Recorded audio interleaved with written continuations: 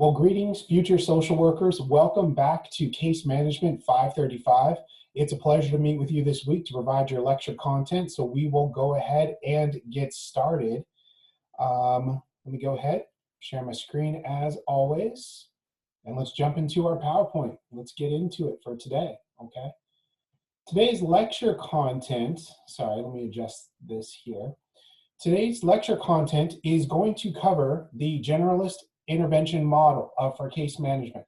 So as promised before, one of the things that I was going to offer you in this course is the generalist intervention model as it pertains to case management. One particular model which falls beautifully in line with the general interventionist model you refer to as GEM, okay, in this case, is wraparound as a program. In the last lecture, we talked about wraparound the process, and we talked about some of the tools accompanied with wraparound and the overview of where did it come from, where was its origin in the state of California. Well, today what we're going to do is we're going to talk about phase one of GEM, of the generalist intervention model, which is engagement and assessment, okay? I'm going to break this up into two parts so that we don't have a lengthy lecture for this week. And so what we're going to talk about under GEM is engagement and assessment. Now, under wraparound, we just refer to it as engagement. Both pertain to the same stage in the case management model. Both actually encompass some of the same activities and some of the same steps or practices that you would need to know to effectively provide case management to your clients, okay? So when I say engagement, and I'm referring to wraparound in particular, which we're going to cover today, know that under GEM, that is referring to the phase, the first stage of engagement and assessment. So no need for worry or confusion there, okay? They're both the same thing. So we will go ahead and dive into our content. As always, our lesson structure is going to follow these modalities here related to the topic for today. We're going to be talking about rapport building, and we're going to be talking about identifying the specific team members in a wraparound model that can serve your client, whether, again, that's children in foster care, whether that's the entire family, which most often is the case, or if you're serving veteran populations, individuals without housing. Here is the structure of the individuals who can be working with a wraparound team, okay? And so we're going to talk a little bit about that. We're also going to talk about what happens when you go out to meet your client for the very first time under the wraparound model or under GEM as the engagement and assessment phase. When you're first referred a client to work with, you're going to be tasked with also completing an assessment for that particular client. Now, what we will do is dissect the biopsychosocial spiritual assessment later in another lecture, but for today, we're going to talk about an overview of the process. Aside from that, what do you do when you go out to meet with your client for the first time to provide case management to them? So don't worry, just sit back, relax, and let's go through this content together. And of course, if there's any questions, you may contact me afterwards, no problem at all right? So, in wraparound, as I stated before, wraparound is a strength-based, needs-driven process. Remember we talked about before that wraparound isn't a program, wraparound isn't just a strategy, wraparound is a process. And in order to engage folks in that process, it is composed of a team. So the wraparound process involves multiple professionals in addition to the identified client. Let's use the example for today's lecture as a foster child or a child in the foster care system and their biological family. Well, although the foster youth is the identified client in a wraparound case, because you will have to have an identified client whom the referral is for, wraparound is intended to go in and work with all individuals who also accompany and surround and love and support that foster youth in order to stabilize the placement and provide a successful circumstances so that one day this family that you're working with no longer needs you. So in order to do that, wraparound takes a team of professionals that, like I said, wrap around that particular child and family to provide the supportive resources that they need, okay?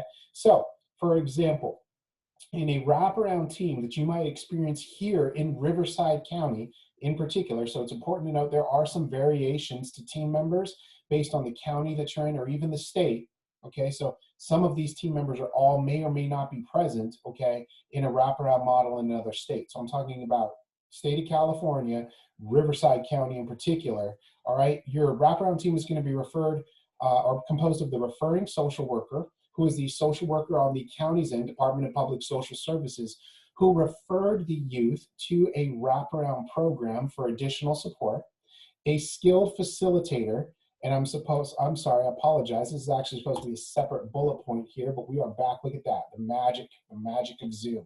All right, a skilled facilitator, parent partners, behavioral specialist, a clinician, and informal supports. Now, it's important to note that as an MSW, when you finish this program, you can actually qualify for all of these positions here. There are a couple nuances to some that you would also want to have in addition to the MSW to factor in.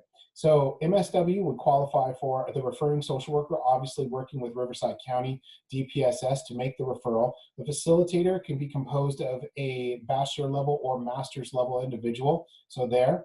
Now, parent partners, and let me say this, the referring social worker is referring to the individual, the social worker on the county's end, who is completing the court reports, updating the court on the situation, referencing dependency with this particular foster youth, and is responsible for coordinating all of the services, including referring wraparound to serve this child and family. Now, the skilled facilitator is the individual who's working on the provider's end, who is facilitating the wraparound process, okay? So they are guiding the team, this team, all of these folks here on wraparound and leading those family team meetings week to week, including that county social work to come and participate in the wraparound process. So the facilitator is trained in wraparound, their expertise is on wraparound implementation and planning, and they build the wraparound plan of care or case plan as we would refer to it here in this course, okay? Now, parent partners are individuals, and I got to be honest with you, I have all these RAP members, some of my favorite and most influential in any cases that I've worked as a facilitator in the past were for our wraparound parent partners. I love our parent partners. And the reason being is because we hire parent partners for life experience. So our parent partners that are serving here may or may not come with a master's degree. That's not the main form of qualifications for a parent partner. However, the main qualification for a parent partner is to have lived experience navigating through one of the major systems that our families encounter. So in some cases that may be that a parent partner successfully navigated the child welfare system and had their case closed from the Department of Social Services. Sometimes they may have navigated the mental health system in accessing mental health resources and supports and therapy services through the county. Parent partners may have lived experience with the education system and advocating for their child for an IEP or a 504 or something like that. Some of our parent partners may come with experience navigating through sobriety and maintaining their sobriety, okay? And so our parent partners have lived experience that can literally walk alongside another caregiver that we are working with in the wraparound process and saying, I know what that has been like. That must have been so difficult for you to have experienced. I experienced something very similar, and may I share with you some tips through my own story and how we can overcome this obstacle together, okay? And that's what our parent partners do. Our parent partners work hand in hand with the caregiver to offer the support and guidance they need as parents to be able to successfully become stronger mentors, parenting figures, caregivers to their children. The behavioral specialist may or may not have a master's degree, and that's okay in either case. And the behavioral specialist is an advocate for the youth. So oftentimes in this wraparound process, what we want to make sure of is that the youth's voice is also included at the table, that we're not making decisions for the child without asking them of their own interests, passions, involvement, and their voice to come to the table. So rather than plan for the child and assume that we as professionals know all that the child needs to be successful, or the youth in this case, then what we want to do is have an advocate right there beside them that's working on things like behavioral modification, coping strategies, linking parenting tools and effective strategies for working with the kiddo to the parents, okay? And what they're doing is also making sure that that child is participating in every meeting and that their voice is brought to the table during the planning process, all right? Finally, we have a clinician in place. All of you as MSWs may also serve as a clinician if you receive your associate social worker number, meaning you register with the Board of Behavioral Sciences following the completion of your degree. If so, you can also be hired to provide therapeutic services, both in the support of individual and family collaterals, okay, to the family through therapeutic services. So we also hire clinicians to work alongside the team, and then you may also have informal supports. Now, in particular, let's dig into what informal supports mean. So an informal support is basically anyone that knows and loves the family and has the family's best interest in mind. In fact, what we really want in wrap composition is for the majority of folks in a wraparound team to not be composed of these folks here, these professional paid folks, which we refer to as formal supports. But what we're really referring to is we want the majority of the team members in a wraparound team to be informal supports, individuals who are not paid to provide services to the family, who love and know this family and will be there once the professionals have left because the case is closed, okay? So informal supports are the most effective family supports. They're non-paid professionals, like I said, who will support the family long after the formal supports have stepped away. Sometimes you will hear informal supports also referred to as natural supports or a natural support system. Those two terms are used interchangeably, okay, in the wraparound setting. So informal supports or natural supports, you can use either way. Here are some good examples of informal supports that I've utilized in the past when implementing wraparound as a facilitator or with the children and families I've served. Teachers, neighbors, pastors, extended family members. So these might be extended cousins, aunts, uncles, okay, things, individuals of that nature. Local family business owners, coaches of sports, okay, family friends, someone that lives down the street or has known this family for a long period of time, okay, even the family pet. These are all individuals who we want to bring onto a team to wrap around this family, to discuss resources, support, not only physical or emotional, but also in terms of financial support or housing support, whatever this family needs in order to be successful. And so what you'll see and you'll discover in a case planning process is, yes, you're going to want the psychologist, you're going to want the psychiatrist, you're going to want a licensed clinical social worker or marriage family therapist, you're going to want other professionals, right?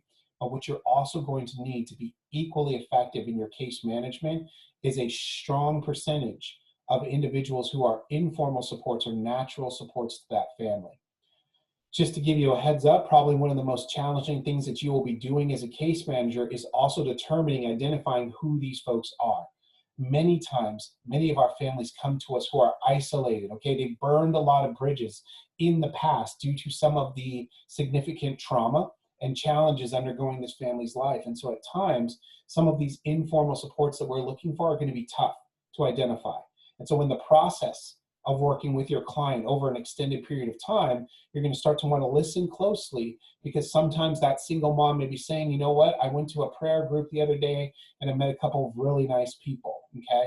And over time, you may want to even ask that question, are these some folks that you may want to bring onto your team?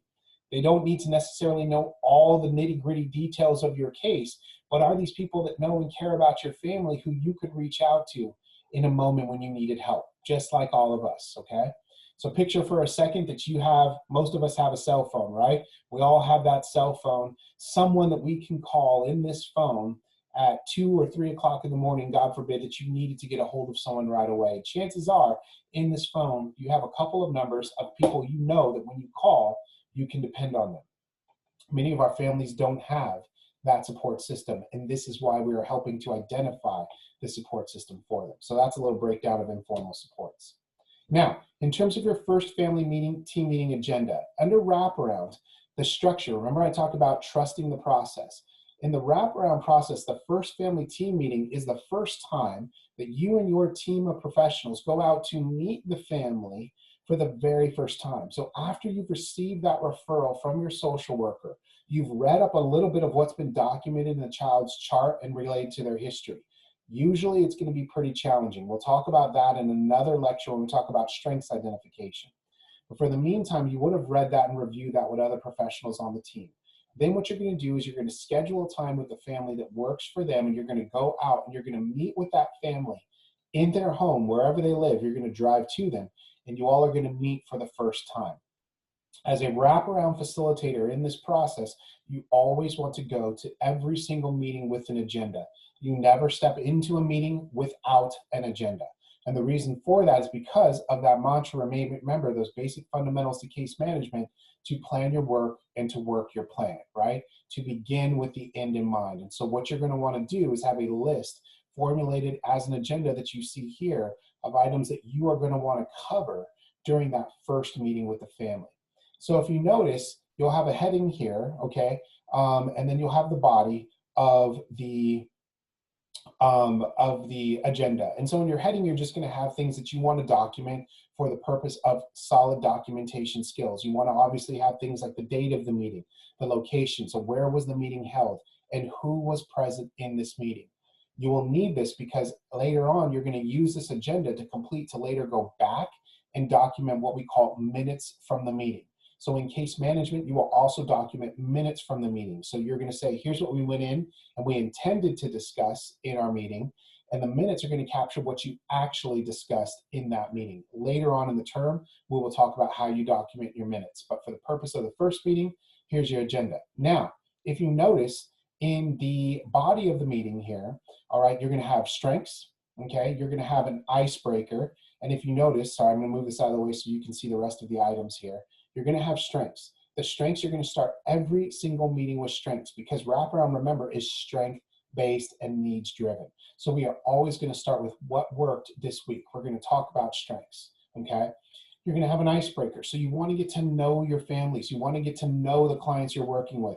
And this will be leading short, brief activities that could be fun for the families, all right, in order to engage and get to know your client a little bit more. They need not be some grand activity that takes you a long time to do. Sometimes an icebreaker is going around and sharing your favorite time of year or your favorite season, your favorite comfort food. Maybe an icebreaker is spending 10 minutes going for a quick walk together while you discuss strengths around the neighborhood. I used to work with one particular family out in Orange County that lived near the beach, near Huntington Beach. And I love the beach. I love the ocean and the sound of the ocean and sand and all of these kind of things. And so for me, my family that I worked with literally lived near the beach, like short walking distance away. And so what we did was once a week, we had a meeting, right? But we alternated. Every other week, we would do our icebreaker out near the water. And we would just relax. We would talk about some great things that happened that week. We'd go for a walk and we would get some sunshine. And that was our icebreaker and getting to know each other. And then we would sit on the beach and go through the rest of our agenda, okay? But it's meant to be fun and engaging for the family. Then you would talk about topics to discuss. So in this section, you would typically address action items that need to be completed, things that were assigned to team members. Did we get those things done? Where are we at with the status?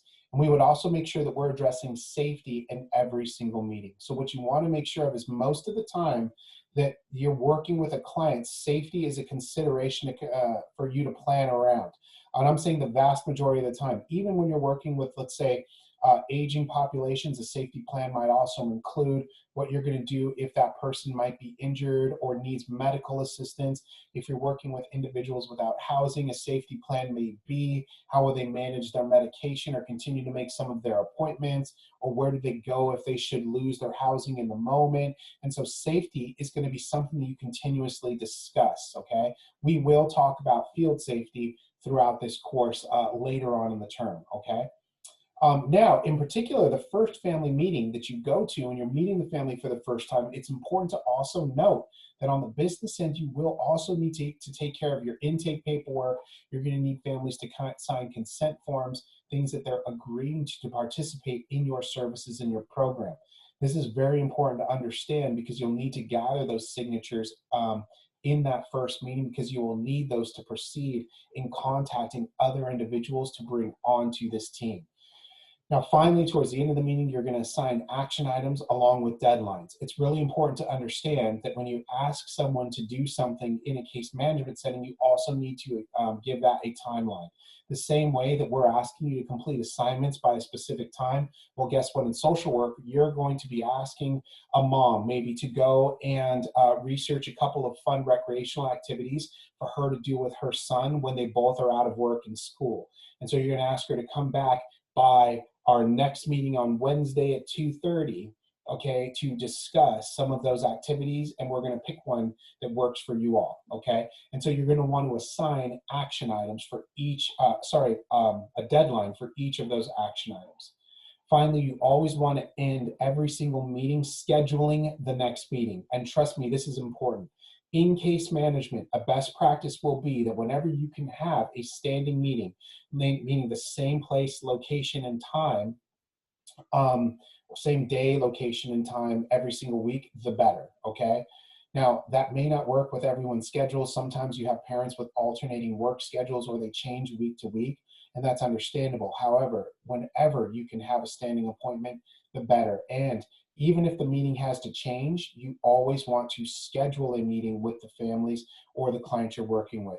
The reason for that, again, goes back to some of the trauma that our families or our clients have experienced in the past. Sometimes many families have been used to not scheduling anything because they like the flexibility of being able to cancel appointments, or they may have to get up and move to another location sometimes suddenly.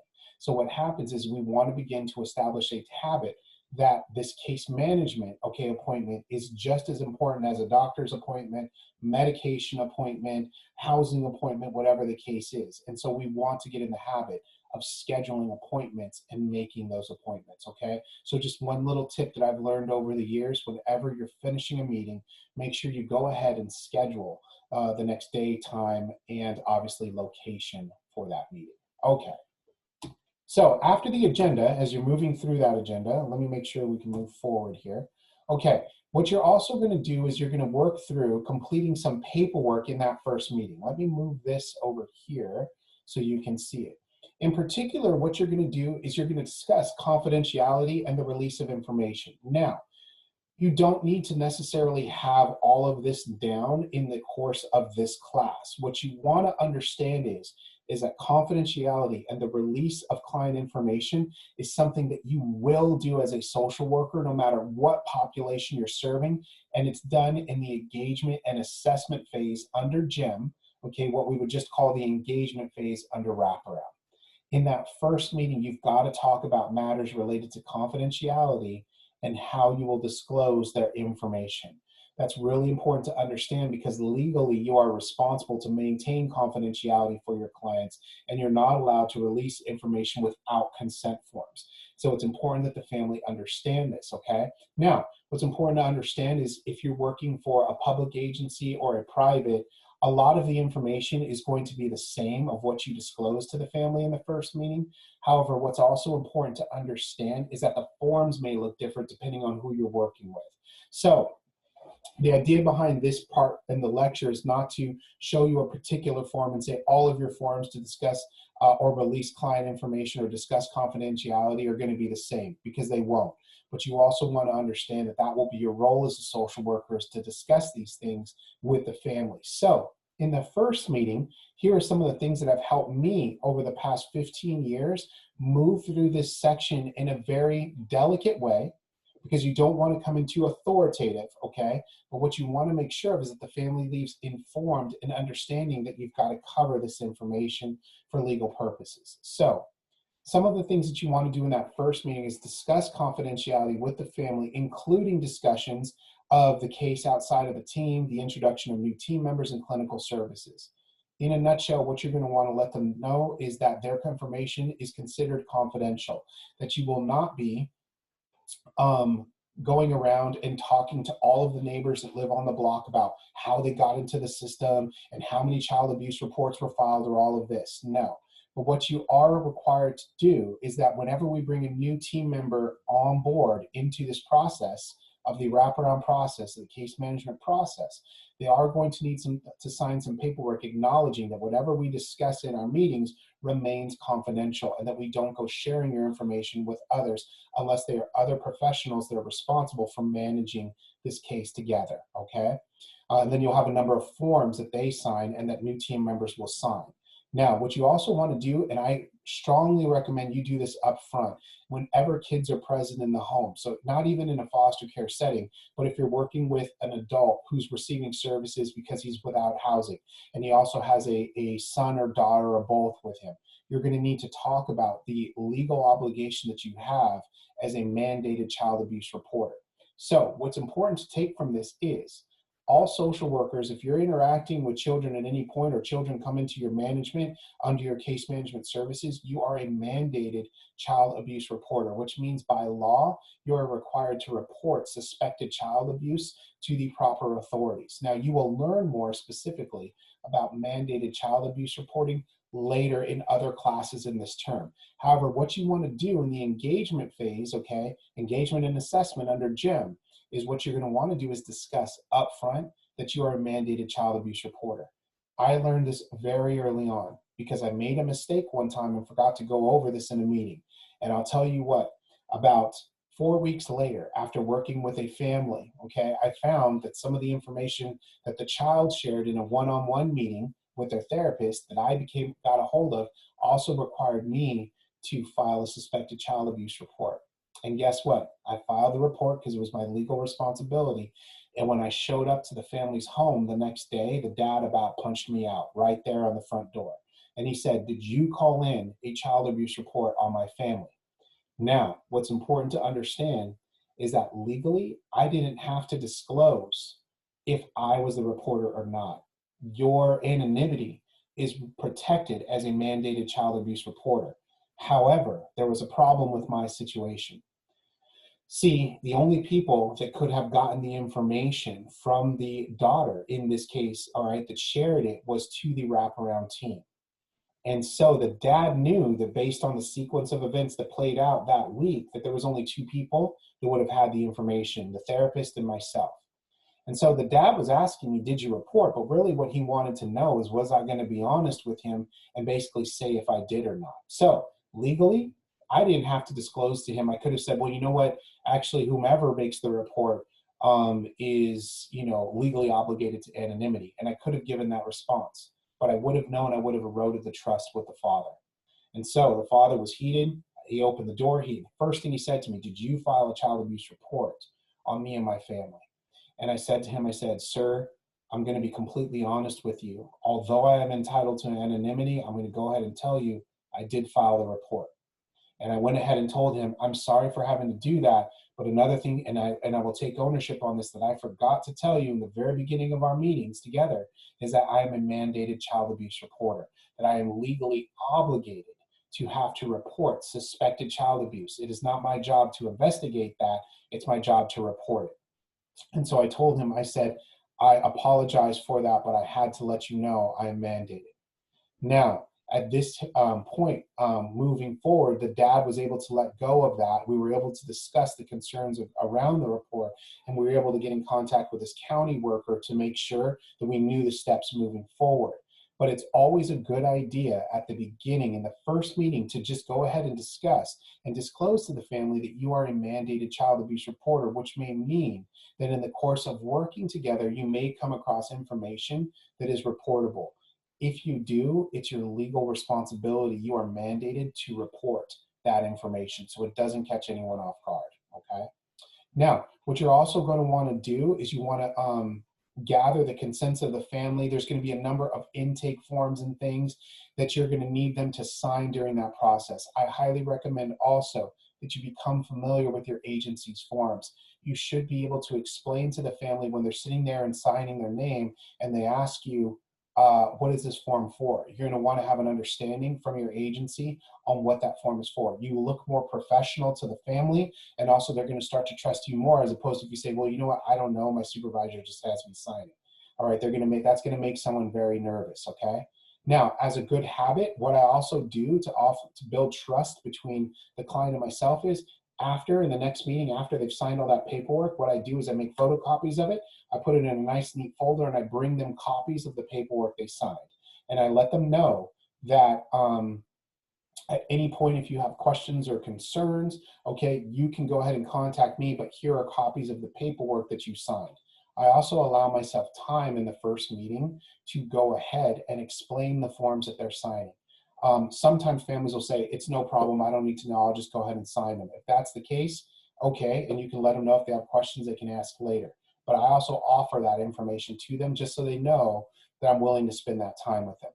Finally, what you always want to do as a code of conduct of professionalism as a social worker, you want to go ahead and always leave your card with the family, even though you've already contacted them and you had your first conversation over the phone. You're going to want to go ahead and contact them, leave them your card, leave them your supervisor's contact information, and just say if there's anything you need related to the case, I'm your first point of contact.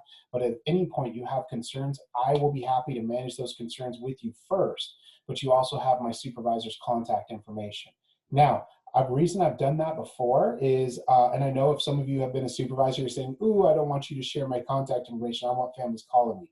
But in the past, one of the things that I've found is that simply by offering that information, that disarms a lot of families. Simply because you're signaling to them that you're going to be transparent, that you have nothing to hide, and that it's okay to go to the boss if you have any concerns. That alone right there, as a gesture for many families, I don't have a lot of families ended up calling my supervisor with any concerns. In fact, sometimes they'll call a supervisor and say, I just want to say that your RAP facilitator, social worker has been a tremendous help to me, and I appreciate that, okay? And so that's a good practice to get into when first discussing confidentiality and the release of information with your families. All right, let me see here why we're not moving forward. There we go. Okay, now what's important to understand, and I'd like to include this in here, is over the course of my career, I've had the opportunity of working with several individuals who identify as spiritual or religious, okay? So some may be spiritual, they may believe in a higher being or God, but they don't necessarily practice any particular form of religion. Others may say, well, I'm religious. I go to church every single Sunday because that's what we do as family, but I don't know, I believe, but I'm maybe not as into it, they'll say, as many others, okay? Now, what's important to understand is, and later we're going to discuss what it means to engage in a biopsychosocial spiritual assessment. You will have the opportunity in some cases to discuss matters of spirituality and faith, particularly assessing with your clients, okay, to what degree they identify as spiritual or religious. Here's something important to understand. It is not our role as social workers, and you will hear this in other classes that I teach you. It is not our role as social workers to convert or proselytize, okay, or preach to our clients. So our goal when we ask these questions is not to say, hey, are you Christian? Have you considered becoming a Christian? Have you found the Lord yet? Okay, that is not okay for us to do ethically as social workers. But what we can do is we can ask questions about faith and spirituality as it pertains to our clients, okay? So here are some examples of questions that we may ask our clients as we begin to assess during our assessment to what degree spirituality or faith may be motivating our clients. So we could ask, would you describe yourself as a religious or spiritual person? And like I said, some may say, yes, I'm one or the other, or maybe I'm a little bit of both. It's okay to ask, do you attend church? And if so, where? It's important to understand this and know, because if a family says, yeah, we have a support system at church, we go there every single Sunday to whichever church that is, and we are members of this, and this group, well, good. Guess what? Those are natural supports that you might be able to bring onto the team, right? So it's important to understand this, okay? Are there any services, support provided by the church? And so maybe a church may be helping a family with a little bit of rental assistance, or maybe a little bit of assistance with utilities. Maybe there's a food bank on the premises that they're able to access food, or maybe even clothing, okay? So what's really important to understand is if you are tapped into a network of a faith-based community, there may also be additional resources that would help you either bring on natural support team members or just access additional services as you need. Are there any friends or groups you interact with at the church? Again, any informal supports we can bring onto this team. Would you like to include any of your faith community in this process? This is important to understand. So just because an individual attends church, and just because, let's say, they are connected to a group of faith-based friends, okay, at this church of believers, you never want to assume that they're okay with sharing their information, okay? One, it would be a violation of the client's confidentiality, okay? You can't just release that information. But the second thing is sometimes what I've found is that church, okay, in the faith-based community may be the only place where a family may feel safe enough being who they are without disclosing all their information. This may be the only place where a social worker isn't present, where law enforcement isn't present. No one's present to what the family may feel judge, okay, or enforce parameters on them.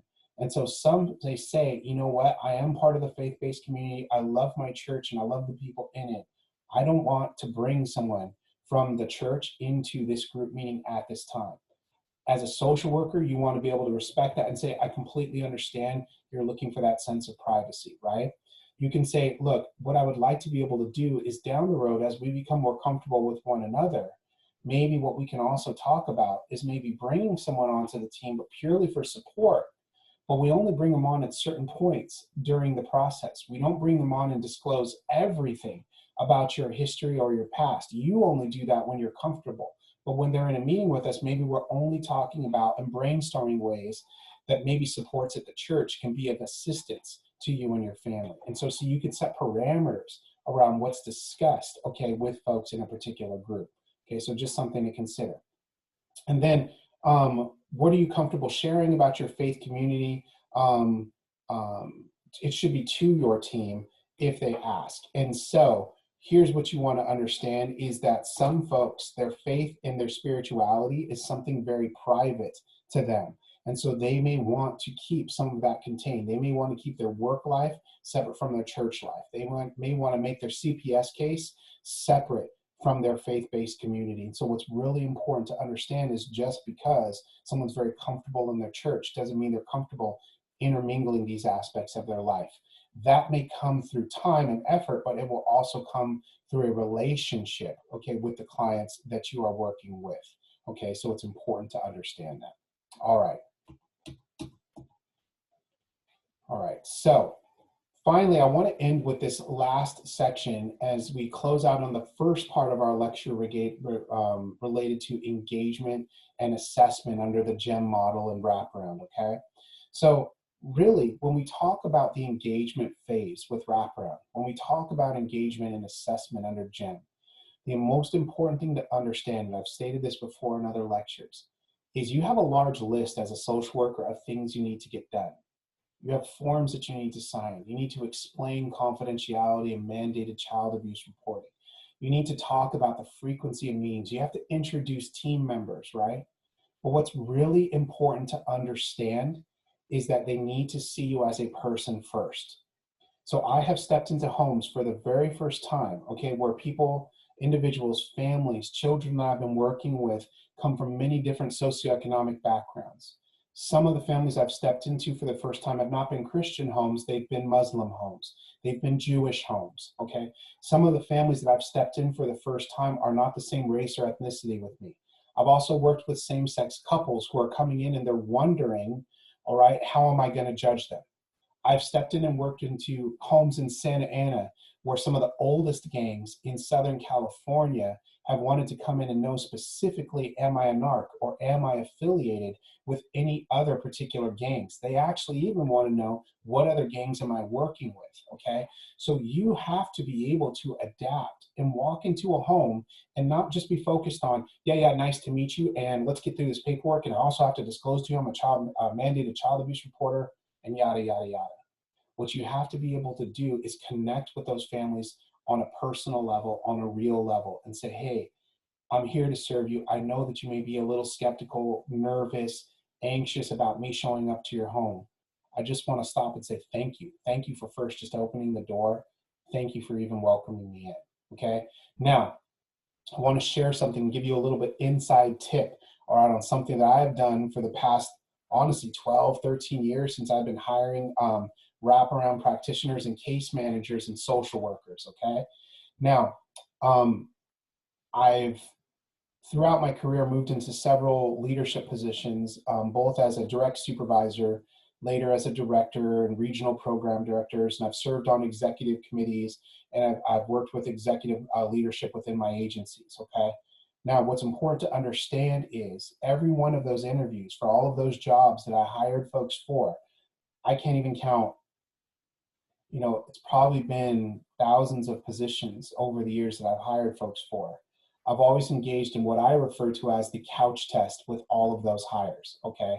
So I go after I go through your prerequisites of your educational background and how many years you served in the field and where your internship was, I'm also screening for what I refer to as the couch test. And what I mean by that is that if you were to come into my home for the first time, you were to knock on my door, I've never met you before, maybe we've talked for 10, 15 minutes on the phone, and you were to come to my door and step into my living room and sit on my couch, how would I feel in terms of my comfort level with you sitting on my couch and now working with me and my family?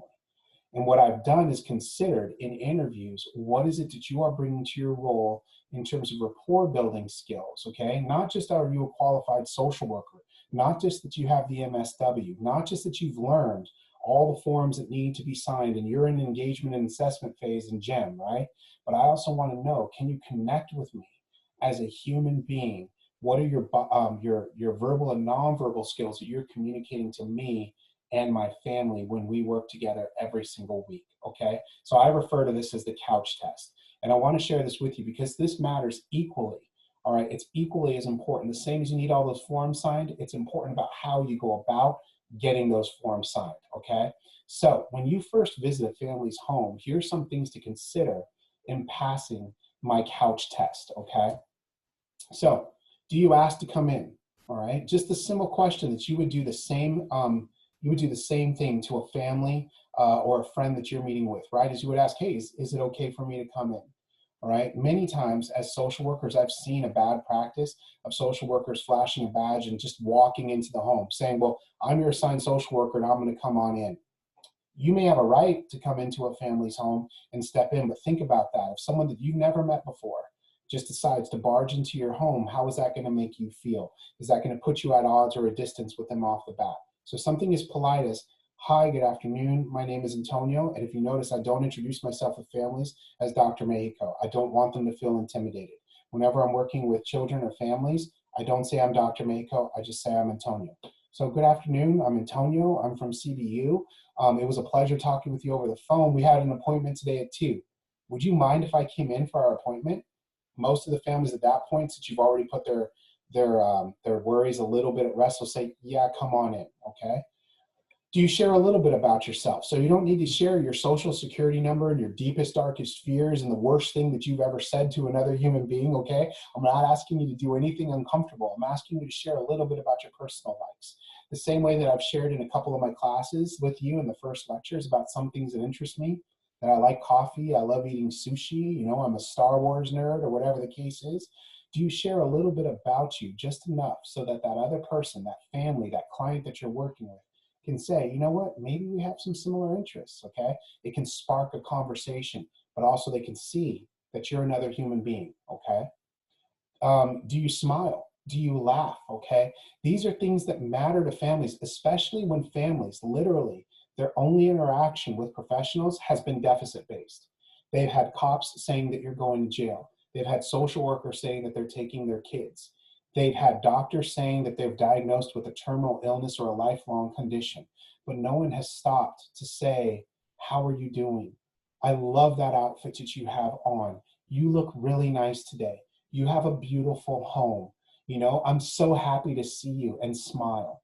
And many times what we forget as professionals is that we sometimes think that when we have those letters behind our name, that suddenly we need to be this formal person all the time, okay? You want to be a professional, but that doesn't mean that you have to be inhospitable in the process, okay? So when I'm looking at an interview, I'm wondering, is this person laughing? Do they look like they're excited to be here? Does your body language demonstrate that you even want to be in this home, okay? Let me tell you a story. I was working with an amazing behavioral specialist. This behavioral specialist was assigned to work with a mother, okay, who had previously been without housing. She also had a number of mental health conditions that really affected her hygiene. And so this mother was heavy set. She didn't take care of herself in terms of her personal hygiene. And so oftentimes her hair and her body odor would smell. And so this mom knew that. And even though she knew she was working on hygiene, it wasn't always the best every single day. And so one time, me and this behavioral specialist drove out to this mom's home to pick her up because we were going to take her to go get some resources that she needed and connect her to housing and food banks and things like that. We were taking her there. And so we got into my behavioral specialist car, my buddy's car, okay? We go to pick her up, we introduce ourselves, and when we're walking over to the car. So my buddy, he opens the car door for her. I'm gonna sit in the back so she can sit in the front and be more comfortable. And he opens the car door for her and she stops right away and she looks at the car and she looks at my buddy and she's like, whoa, is it okay for me to get in your car? And he says, yeah, of course, it's okay for you to get in my car, just hop in. And she says, are you sure you don't want to put a towel down or you don't want to put something down on the seat? And he looks at her and he says, why do I want to put something down, between you and the seat? And she says, well, every other professional that I've worked with over the years has thought that I've smelled, and they never wanted me getting into their personal car because they didn't want that smell to transfer to their car. Now, my buddy then just says, and he jokes where he says, man, would you get in the car? We're running late. Let's just go. We want to get to this appointment. He says, I ain't worried about that. And so she gets in the car and she sits down. Now, in that moment, what my buddy said and communicated to her was he wasn't judging her on her smell. He wasn't judging her on her hygiene. He saw her as a person. And so he didn't need to physically put a barrier between her and his things because he saw her as a person. From that moment on, that mom was an absolute joy to work with. She trusted us completely. She saw that we were okay with who she was as a person, and we moved along together farther in that case than other cases because we had taken a moment to honor that woman's dignity and demonstrate that we wanted to serve her as a person. That is passing the couch test. That is demonstrating to me that you want to be serving people of all backgrounds, regardless of where they're coming from, okay? And then finally, so what about your behavior signals to that client that you see them as a person and not a client, okay? So you're gonna have moments where you're gonna need to go into a family's home and maybe their cleanliness in their home isn't to our standards of what our home would look like, but it's not a child abuse concern. It's not illegal, all right, to have a dirty home per se, well, to a certain degree, okay? But maybe you step in and you say, well, this isn't a child abuse report, but I'm not happy with this cleanliness. In your first meeting, are you going to sit down and berate the family for having a dirty home? Or are you going to get to know the family and maybe understand a little bit about their nature so that maybe you can have a conversation down the road if that's something they wanted to do? So ultimately, when you go into the home and you're engaging during this engagement and assessment phase of case management, understand that it's not only about what you are accomplishing, but how you are accomplishing that work, okay? And that is going to wrap up our lesson for today, all right? So I hope you found this first part of our lecture regarding engagement helpful. Like I said, our work is going to be a balance of the head and the heart, and so I want us to be able to have instruction on both, and I'm always going to share with you personal experiences of me in the field working through some of these very issues so that maybe you don't have to flounder as much when you're early on in your careers, okay? So finally, we're going to end with our centering for today. Our centering scripture verse is going to come from Luke chapter 8, verse 17. For there is nothing hidden that will not become visible, and nothing secret that will be brought, that will be known and come to the light, okay? This scripture word or focus word for today will be truth, okay? So let's go ahead and forget about all of the worries or concerns that we have prior to coming into this lecture today. Let's go ahead and for a moment push out all those worries or concerns of what's facing us later, right? Let's focus on how God is speaking truth into our lives in this moment, all right, as he's with us. So let's go ahead and make sure our hands and feet are in a nice comfortable position. Let's go ahead and push out all those thoughts and those concerns and those worries, and let's just tune into the fact that God is present with us right now in this very moment. We don't need to worry. We don't need to be overwhelmed. It's going to be okay because God is with us, right? Take a nice deep breath, close your eyes, and I'll keep track of the time.